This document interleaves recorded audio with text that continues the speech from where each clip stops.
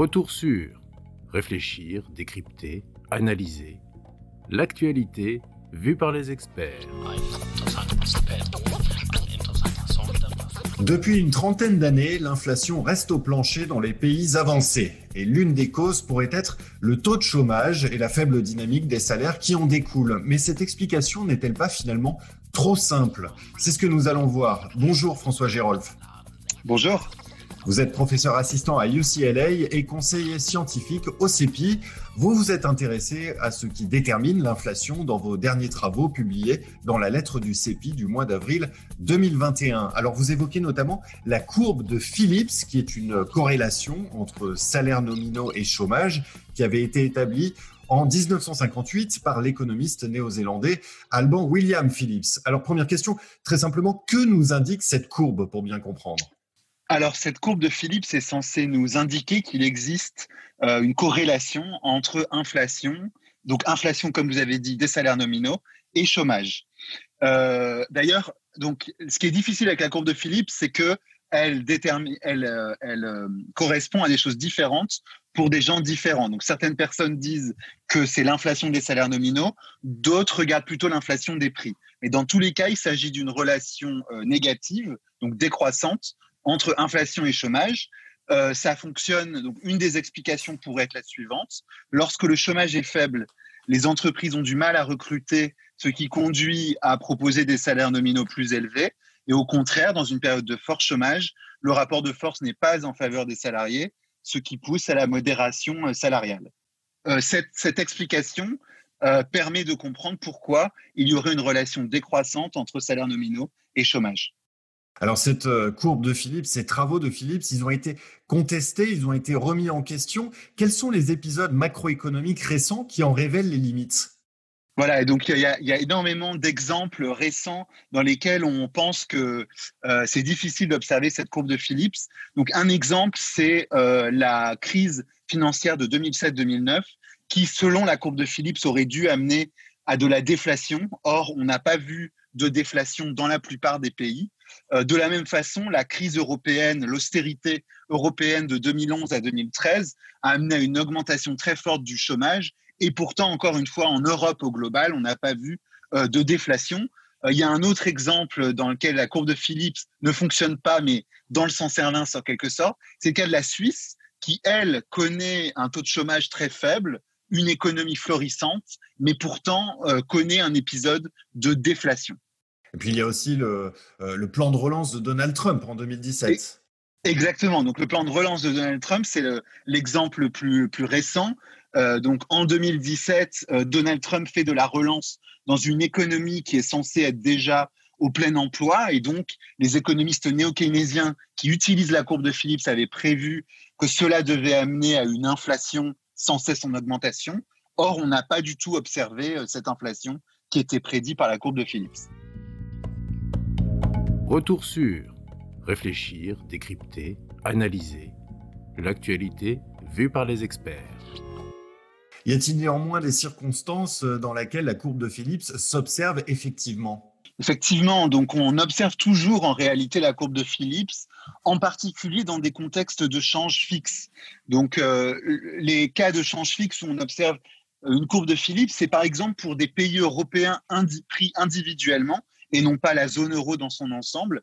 Par exemple, pendant l'austérité européenne, l'austérité était plus forte en Grèce. On a bien vu de la déflation en Grèce. De la même façon, au Portugal, à Chypre et en Espagne, on a vu une déflation des prix plus forte. De la même façon, on observe que plus généralement, dans les régimes de change fixe, on a une courbe de Phillips, alors qu'on n'a pas de courbe de Phillips dans les régimes de change flexible.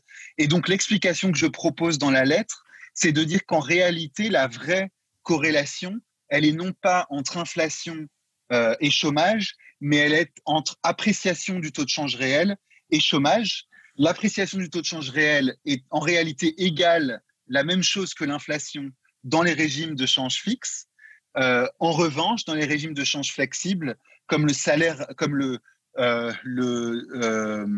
change nominal peut changer, le taux de change réel est déterminé à la fois par l'inflation et par la variation du taux de change nominal, ce qui casse cette courbe de Phillips. Et donc, plus généralement, ce qu'on observe, c'est bien une courbe de Phillips du taux de change, comme je l'appelle, dans les régimes de change fixe et dans les régimes de change flexible. Et pour moi, c'est cela qui explique qu'on observe une courbe de Phillips de l'inflation, on pourrait dire, dans les régimes de change fixe.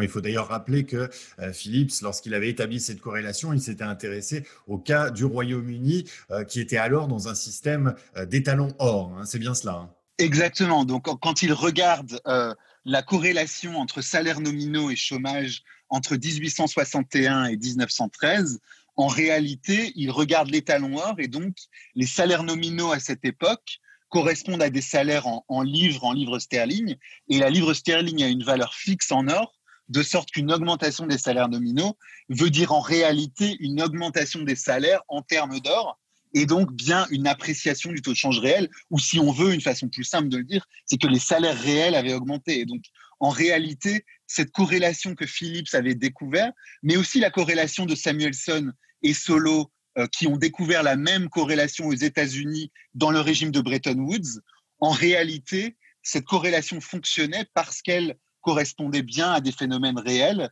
Et ce qui corrobore cette hypothèse, c'est le fait que lorsque les États-Unis, en 1971, quittent le système de Bretton Woods, c'est le moment où effectivement on observe que la courbe de Phillips commence à ne plus fonctionner. Retour sur réfléchir, décrypter, analyser. L'actualité vue par les experts. Quels sont les enseignements que l'on peut en tirer pour aujourd'hui dans la conduite de la politique économique, dans un contexte de relance massive, notamment aux États-Unis, une relance, je rappelle que le plan Biden ravive même les craintes d'un retour de l'inflation. Exactement. Donc, les craintes qu'on peut... Donc, ce que montre la courbe de Phillips du taux de change, c'est qu'une des manières d'éviter cette inflation supplémentaire qu'on obtiendrait en régime de change fixe si on faisait une telle relance, c'est de laisser le change nominal s'apprécier, ce qui en général se passe aux États-Unis parce qu'on anticipe que la Fed va augmenter ses taux, ce qui va apprécier le taux de change nominal du dollar et pousser et limiter les pressions inflationnistes aux États-Unis, notamment par le fait que les prix importés vont devenir moins chers.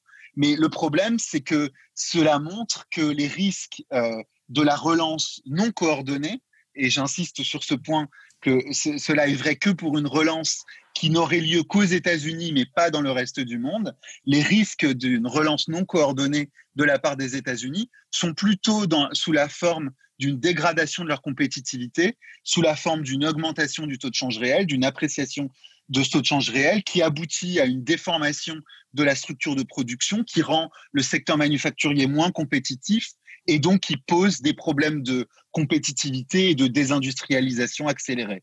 Dernière question, François Girolf. Est-ce que cette courbe de Phillips de change, donc, comme vous l'avez décrite, est-ce qu'elle peut expliquer certaines erreurs commises récemment en matière de politique économique ? Oui, je pense qu'effectivement, ça remet en question plus généralement le mandat qu'on donne aux banques centrales de cibler l'inflation et l'inflation seulement, puisque on peut prendre l'exemple de ce qui s'est passé en 2011 où en Europe, on avait un taux de change de l'euro qui s'était déprécié fortement par rapport au dollar, ce qui a en fait amené à une importation d'inflation du reste du monde. Les biens importés sont devenus plus chers, notamment les prix du pétrole, et ça a amené à des pressions inflationnistes un petit peu en Europe.